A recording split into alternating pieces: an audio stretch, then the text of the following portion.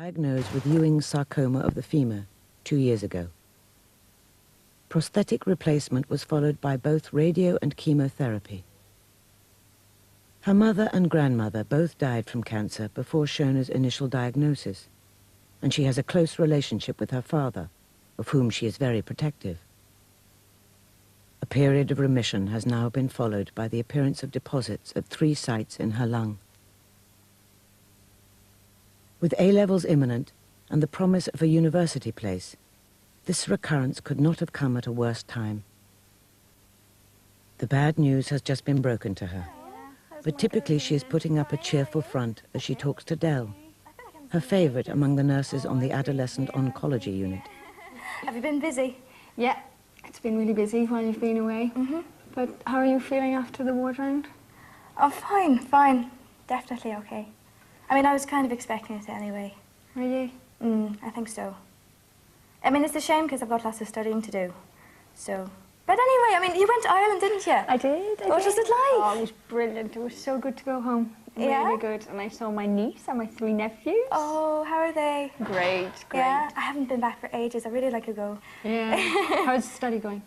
All right, I've got lots to do. I've brought all my books in. They're all dotted around. Will you be able to keep up with the work now? Yes, that should be fine.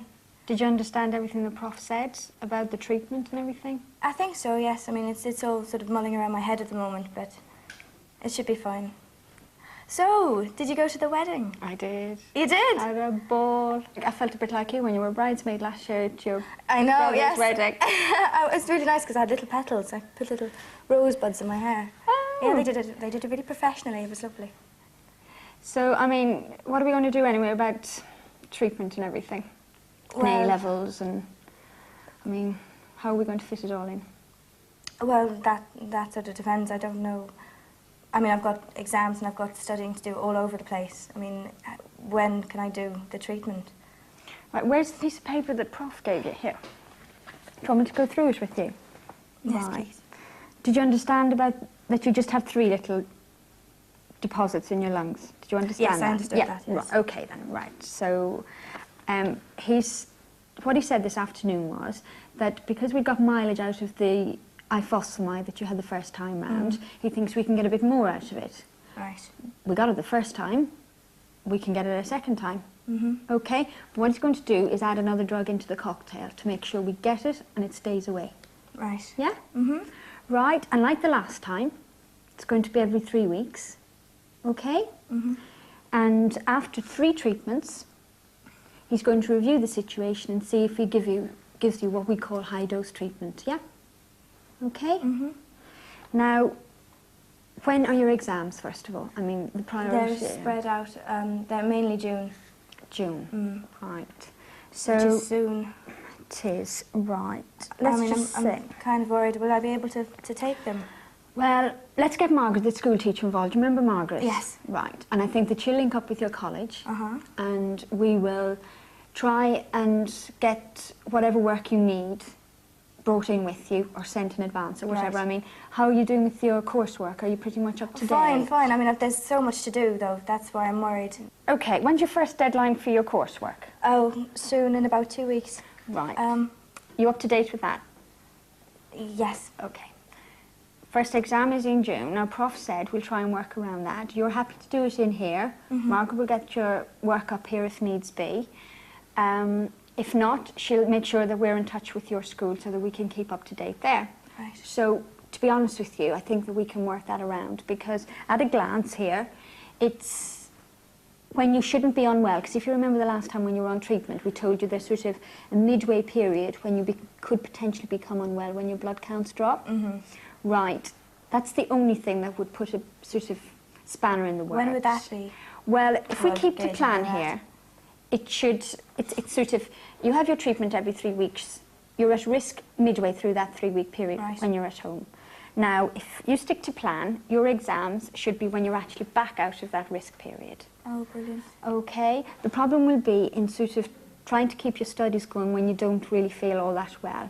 But if you're up to date with your work, I'm quite sure that you can risk to have a few days of feeling off and not doing some work. Hopefully that should be all right, yes.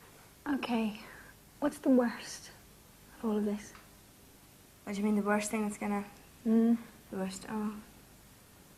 I think it's probably not having my leg treated until after my exams and after the summer. Because I was going to go away, wasn't I?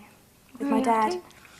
I was going to go to France for 3 weeks. Oh, when was that? In the summer. As soon as I finished my A-levels, we were going to go. And now that's going to be, you know, it'll be hard. And I'll lose my hair again. So, you know, I won't be meeting any nice chaps, will I? But go back to your leg. I mean, would you go on holiday if your leg hadn't the surgery? Well, you know, I kind of planned my holiday. You know, we were really excited because, you know, the operation would be finished and we could have gone to France. But, I mean, now I'm not, you know, I don't know if I want to go half as much. I mean, I can understand that. I mean, basically you wanted that part of your life finished over. Yeah, it's been hanging around for such a long time. And I just thought, okay, well, you know, my hair's grown back and my legs, it'll be fixed and I can go and I can be... I don't know, I suppose it's to do with being more confident as well, you know. If you're on holiday and you don't know anyone, you want to go out and have a good time and limp it around with no hair, I don't want to do it. So. Right, okay, let's see. If Mr. Briggs, if we give you a treatment, yeah? Mm-hmm. Like Prof was talking about. If Mr. Briggs can do your surgery, let's say, early August, you don't start uni until October. I mean, would your dad be up to going on holiday in September? Well, no, I mean, it's no problem anyway. I mean, you know, it'll be fine. But you've been looking forward to this, and I know your dad has, because you were going to go to Canada. Do you remember when you were last diagnosed? And that had to be cancelled as well, I know. I don't know. Keep it in mind, will you? I mean, you know. Yeah, I mean, it's booked now, so I can't really do anything about it. But, you know, I mean, everything's good, everything will be fine. As long as I know you're here. But even if I'm not here, I'll come back and see you. What do you mean? Remember, I've been doing my course for the last few years. Mm-hmm. Well, I've managed to get on to the main part of the course, the full-time year next year. So I'll be leaving mid-July. You're leaving? Mm. This year? On the 14th of July. Oh. But I'll come back and see you. No, you don't have to visit me, don't be silly. I have to visit my girl, make sure they're looking after you. But, I mean, it's so I can, you know, do my solicitor's part of my exams. Oh. Oh, I bet you're looking so forward to it. I have to excuse me, my eyes. Oh. But I promise I'll come back and see you, and I'll keep in touch with the girls and find out what's going on with your treatment and everything. You must be so excited. I am. I mean, it's a long way off yet for me. I've got a lot to sort out before then. And you're leaving in July? Yeah, but let's think, I mean, how about you? I mean, okay, I'm leaving, but I'm going to keep in touch. Mm-hmm. I'm going to come back and see you. You keep mentioning Dad. I know. Are you really worried about Dad? Well, I'm just worried because I don't know how to tell him. You're going to tell him today? I'll have to. I'm going to have to tell him today.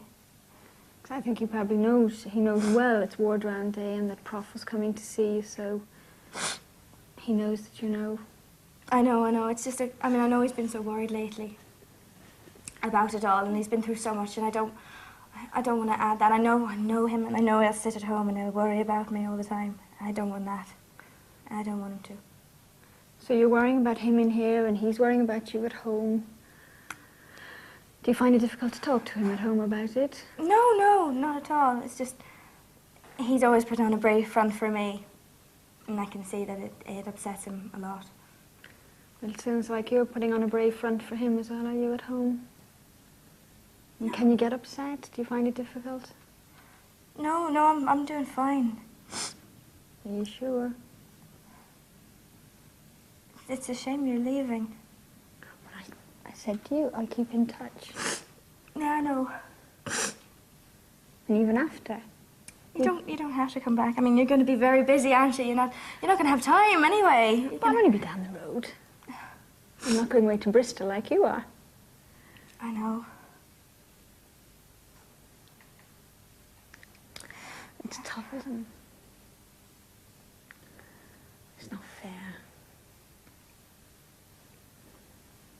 so many plans, but we'll get them all. We'll keep to plan. Of course, you can have a hug. Good girl. Good girl. You let it all out there. Sorry. Good girl. That's right. Been so good. It just seems like everything all at once. I mean, but it's just the timing of it all. I've got all my studying to do, and the fact that we were going to go on holiday as well, and the fact that you're leaving soon. But we're going to get your legs sorted. We're going to get to uni. And I'm sorry, but you're not getting rid of me that easily. I'm sorry. I mean, your round's finished now and you're still here. I'm really sorry. I don't mean to cry on you, Izzy. Hey, what am I there for? I've got to tell my dad. Yeah. Do you want me to get the phone, the portable phone, and bring it in? I don't know what to say to him. Would you like me to? No, you've done enough. You've done enough already. I should talk to him. No, listen. We're going to get you through this together, yeah? Thank you. I should talk to him. Yeah, and I think he'll probably be at home on tenterhooks, knowing that we know the results for definite now. Do you think he's guessed? I think so. I mean, I had a little chat with him the other night, remember, on the other phone, and he told me to look after his girl, whatever the outcome. So I got the impression that maybe he has an idea. He's not stupid. Okay, I'll call him. Okay, shall I go and get